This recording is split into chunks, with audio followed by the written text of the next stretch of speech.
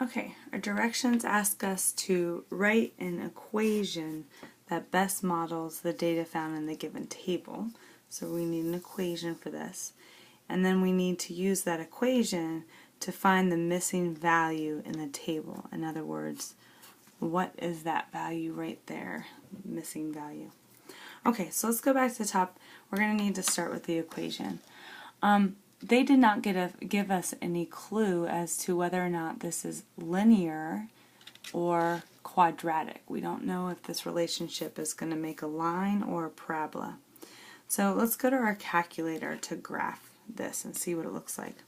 To do that, we're going to enter the points from the table. So we're going to go to our stat key. Anytime we want to enter numbers, edit. If there's numbers in there, you go on top of the list and hit clear and the down arrow, and it will take them all out at once. Okay, so let's put our data into our table. When I do this, I have one job, and that's to get the right numbers in here. The calculator is going to do the work for me. I have to tell it the right numbers. So I put one finger on here and check as I'm entering them.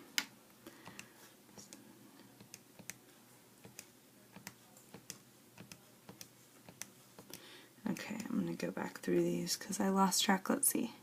Okay, 5, 0, 7, -1, 6, 3, 1, -3. Okay, I'm going to go to list 2 and 4, -6, -6, -14, 0, 6, 0, and I'm going to go back through. I did those very quickly. Okay, one number here, one finger here, and one finger on my calculator. 4, -6, -6, -14, 0, 6, 0. Okay, I happen to just notice something, but let's say I don't notice this, and I'm going to go ahead and try to graph them. So to do that, I'm going to go to y equals, but I've put this into my statistical button here. I'm going to turn on the plot. This is going to plot, this is going to graph my list 1 and list 2. If I go on top of it, it automatically takes list 1 and list 2, so I'm just going to turn it on.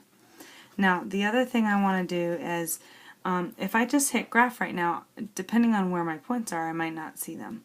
Anytime that I'm going to this stat, before I hit graph, I'm going to go to my zoom, and there's an actual setting down here, number 9, zoom stat. So anytime you enter stuff in the data and you want to see it, in that stat key, hit zoom stat. Okay, so I knew I was going to get this because I noticed it. Very common mistake with this type of question. I put in a -3 here. See how it says dimension mismatch? DIM stands for dimension mismatch, meaning the numbers I put into list 1 and list 2, I didn't have the same amount. It didn't know what to do with that last number here, the -3. So I'm going to go ahead and go back into stat, edit. Okay, so all I need to do is go down and delete this. I don't know the value here for y, so I'm not going to put in this x value. So go ahead and delete that -3. Okay, and now they're even, and you get 1, 0. Okay, now let's try and graph them. Alright, so it looks to me, I don't think it did a zoom stat for me. There we go, that's a little better. Okay, it looks to me like this is definitely a curve of best fit. This is a parabola shape. So I'm going to go to my quadratic regression. So now I'm going to go ahead and have my calculator do the equation. Again, the only reason why I really needed to graph this is because it did not tell me whether it was a linear or quadratic relationship, but now I can see that it is a quadratic. So now I'm going to go back to my stat key, and I want the calculator to do the hard part for me. I'm going to go over to calculate quadratic regression, number 5. Okay, if it was the shape of a line, we'd do number 4, but it's the shape of a parabola. We're going to do number 5. We just hit enter because we used list 1 and list 2. Okay, and it gave us the equation. So it's giving it to us in standard form, where a is -1. So let's see, I've got y equals -1x squared, so -x squared, plus 7x, b was 7, minus 6 for c. Okay, and that's my equation. Oh, Jackson got excited because we found the equation. Okay, so now we're going to use this equation to find the missing value in the table. So I can do this algebraically actually. Let's go ahead and do that. So I'm missing y, I don't know what y is, when x is negative 3. So it's the opposite. This gets a little tricky.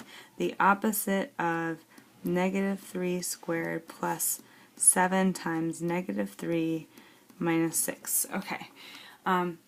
If you are my student, you know how I feel about this. We can do this by hand, but in the end I want to make sure you check with your store key.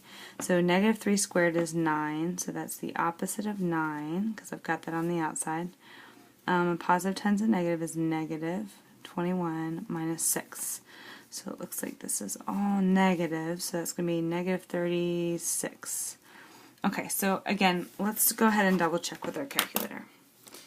So I'm going to go to, I could actually even put it in y equals and use my table, but I'm not going to do that. I'm going to use my store key. I'm making x negative 3. So negative 3 stored into x.